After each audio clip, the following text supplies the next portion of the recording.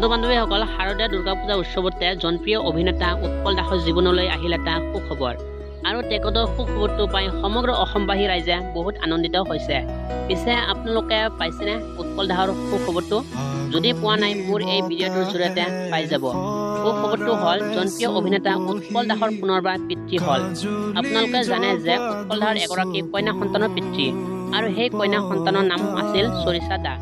আৰু এই দুৰ্গা পূজাৰ সময়তে উৎপল দাসৰ জীৱনলৈ আহিল এটি পুত্ৰ সন্তান। কিন্তু এতিয়ালৈকে পুত্ৰৰ ফটো শ্বেয়াৰ কৰা নাই, কেৱল এই ফটোখনে শ্বেয়াৰ কৰিছে। কেৱল পুত্ৰ জন্ম হোৱাৰ আগত কেইখনমান ফটোহে শ্বেয়াৰ কৰিছে। উৎপল দাসৰ দ্বিতীয়বাৰ পিতৃ হোৱাত বহুত শুভকামনা জনাইছোঁ। তেখেতৰ সন্তানটি উজ্জ্বল ভৱিষ্যত কামনা কৰিলোঁ।